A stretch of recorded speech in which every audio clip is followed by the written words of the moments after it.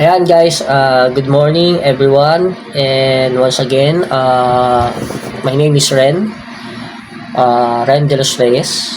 And ako po ay isang real estate salesperson and property specialist, marketing and recruitment specialist.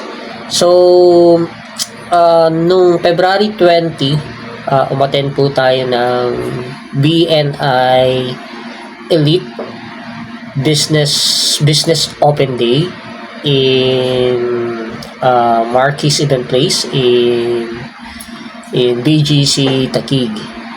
So, yung event pong yun ay actually na invited lang po tayo ng isa kong client na napaviewing namin sa isang property na for rental. It's a condominium in Azure and also in Spring Residences, though hindi naman siya talaga natuloy na kumuha doon ng unit for long term lease dahil may iba siyang nakita, may nakapag-offer na mas malaking floor area, mas malaking unit na may balcony pa. Kaya ayun, hindi po siya natuloy sa atin. Pero ganun pa man, nagpapasalamat siya sa assistance na naibigay natin sa kanya. Kaya ang sabi niya is a way for him to thank me, or parang token of appreciation, is in-invite niya ako sa gathering na yun, sa event na yun, which is meron din yung registration fee. As per him, it's 1,500 pesos. Pero in-sponsor niya ako, so sinagot niya yung 1,500 na registration fee para maka-attend ako sa event na yon, which is, sabi niya, is malaking opportunity yun para kung gusto ko pang makakuha ng mga leads or makakonect sa other people or connection sa mga contact, is ano yun, yun yung tamang place para maka-gather tayo ng mga leads at mapalawak ang ating mga network, di ba? So, yun nga, naka-attend tayo noong February 28, and tama naman siya, no? Kasi 250 o more than 250 business owners ang nandoon. And nalaman ko rin na every year lang pala yun, no? Once a year lang nila ginaganap, every month of February of the year. Tsaka sila nagkakaroon ng face-to-face na event na kagaya nun, which is networking yon. Ibig sabihin nun is magpapalitan kayo ng mga business na handle nyo, yung mga business owners, yung mga staff, yung mga managers, sales specialists. Nandun po sila lahat, no? Mga business representative, at marami doon mismo mga business owners talaga, no? Na-meet ko doon mga bata pa talaga business owners, and talaga yung mga veterans na. At yung nag-invite sa akin, no, talagang nalaman ko na isa siya sa mga nasasabing veteran mentor na ng group na yon, si Sir Jojo Apollo.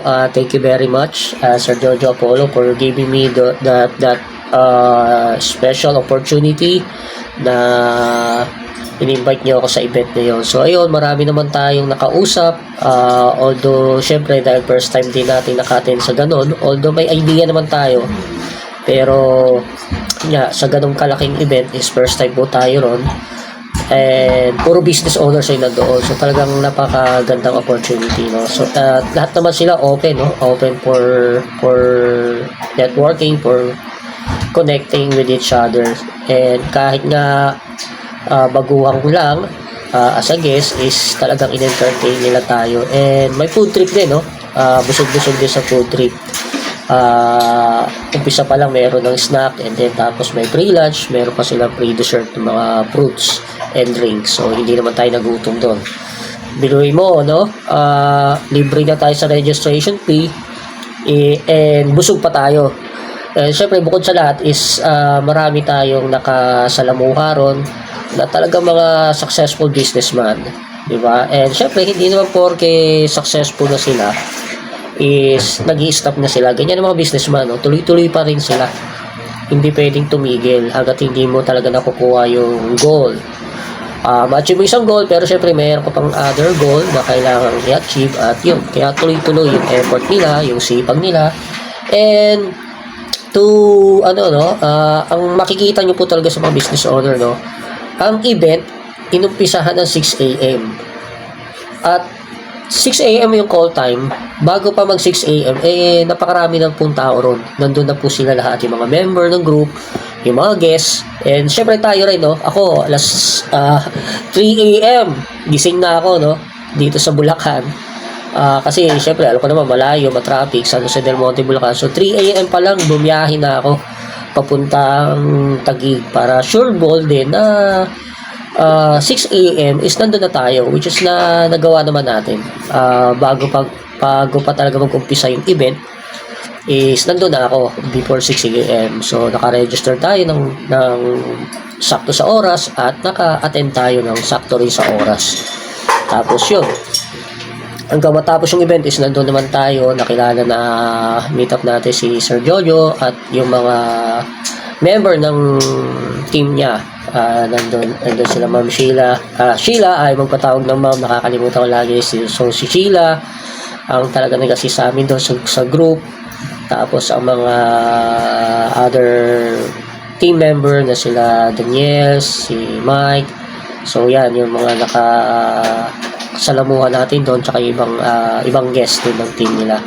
And syempre pati yung mga ibang group. So magandang gathering yun, palitan ng mga cards. Ang isang mali ko lang talaga is limited lang yung calling cards na dala ko kung time na yon. So naubusan ako. Pero sila ang dami, unlimited yung mga cards nila. Talagang ang dami kasi siguro pinaghandaan talaga nila yon. Ako talaga hindi ganoon ka-prepare. So yun, no, hindi pa updated yung cards ko. Tapos meron naman silang mga Zoom. Since once a year lang yon. So kadalasan ng halos weekly naman sila nag-gather. So every week meron silang mga video conference. So yun, no, palitan ng network, ibig sabihin kung ano yung business mo, kapag nalaman na nila kung ano yung anong industry ka na nandoon, or kung anong hinahandle mong industry, anong produkto ang binebenta mo, is matatandaan nila. And syempre pagka meron namang meron silang client na nangangailangan na sakto match sa services mo, is yun na, i-refer ka nila. So ganun yung concept ng gathering na yun, tsaka ng groups na yun. Bakit sila nagkaroon ng ganung organization, bakit nila establish yung organization na yun? Kasi alam naman nila, no, na sobrang magastos din ang marketing para i-promote ang ating mga businesses, lalo na kung nag-i-start pa lang tayo, no? Hindi natin kayang gumastos talaga sa boosting pa lang, kaya nang umubos ng pondo nyo sa idin yung pondo natin, tapos hindi pa guaranteed na may benta, na makaka-ROI tayo, return of investment, kahit malaki na ginastos natin sa boosting, sa marketing, no? Actually ginagawa na nga natin all kinds of marketing, yung traditional, flyerings, money, tapos sumasabay na rin tayo sa innovation, which is gumagamit na tayo ng mga electronic, yung mga social media platforms, ginagamit natin yan sa posting, sa marketing, o i-offer ang ating mga products and services. Pero yun nga, no, hindi naman talaga lahat successful kaagad. Kahit pa sabihin ginawa mo ng lahat, diba? Kasi hanggat hindi mo talaga nakukuha yung match or yung tamang buyer para sa mga services and products na i-offer natin, is talagang hindi tayo ganun kagad, hindi sureable or 100% guaranteed makaka-close kagad tayo ng deal. So struggle, and then syempre ang importante lang is tuloy-tuloy pa rin, no? And dapat open-minded tayo, no? and open tayong matuto at mag-aral ng bagong technique, strategy, paano tayo mag-succeed sa ating mga goal. And yun nga, no, may example lang ako ron. Ang galing ni special mention ko na si Sir Mike. On the spot kasi na nagpapakilala sila ron, lahat naman ng member is binibigyan ng chance na magpakilala ng sarili nila at introduce kung ano yung industry sila membro or ano yung mga produktong kanilang ino-offer. And ito nga isang member ni Sir Jojo is nagpasakali pa nung bandang huli na, no? Sabi niya is kasi siya cleaning ang services na ino-offer niya. Mayroon siya mga modern type ng vacuum, and naglilinis sila sa mga construction site and pati sa mga ganong event. So more on housekeeping. And yun, bago matapos yung speech niya is nagpasakali lang siya, dahil nandun kami sa Marquis. So ang eksaktong sinabi niya is baka naman Marquis, ayun gano'n, no? Yun yung huli niyang sinabi. And after noon, pagkaupo niya, nilapitan siya ng ng parang bisor yata ng Marquis event place doon sa Taguig. So yun, pinakausap siya doon sa owner mismo ng Marquis. And yun, no, though hindi pa natin sure kung na-close yung deal na yun, pero akalain mo, no, sa ganong event on the spot magkakaroon ka kaagad ng leads. So parang lang talaga, no, minsan talagang proper marketing strategy lang talaga, tsaka lakasan ng loob, pakapalan ng mukha, di ba? Gano'n lang naman yun ang importante is legal naman, legit naman yung binebenta nating produkto at ang ino-offer nating services. So okay yun, napakagandang opportunity po nun. And at the same time, hindi lang yung services niya, no, na parang na carry over pa or nadamay pa yung si Sheila, kasi si Sheila naman ang kanyang business is more on pest control. So syempre structure yun, building is kailangan din nila yung servisyo ni Sheila. So double, no, parang one stone, double birds kaagad. So business ni Mike at ni Sheila, cleaning and pest control, is possible na ma-close nila yung deal doon sa Marquis, which is malaking event place yun. Napaka magandang building yun kung talaga ma-close nila, diba? Magkaroon lang tayo na ganyan leads, kahit hindi pa naman talaga sure 100% ma-close, is magandang opportunity na yan. So doon pa lang, no, sa event na yun is meron ng opportunity. So ano pa yung talaga ba explore mo yung network ng group na yon. Kaya sobra ako nagpapasalamat kay Sir Jojo Apollo na nagkaroon ng pagkakataon connect sa mga business owners, businessmen, businesswomen ng group na yon, BNI Elite. Nalaman ko rin na marami pang chapter yan. So hoping, no, na makapagpa-member tayo dyan. Kung hindi man agad-agad ngayon is at least on the next few months from now is maging member tayo nyan, and ma-explore pa natin ang mga opportunity na nandyan, mag-grab natin yung concept and paano talaga nag-work yung group nila.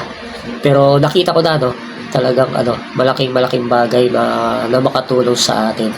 So ayan, no, share ko lang yung experience ko sa Business Open Day ng BNI Elite sa BGC Taguig, and hopefully maka-attend pa tayo ng mga mas marami pang ganyang event para mas lumawak pang ating kaalaman paano tayo maging successful sa ating industry, sa real estate and marketing industry. So until next video, samahan niyo po ako.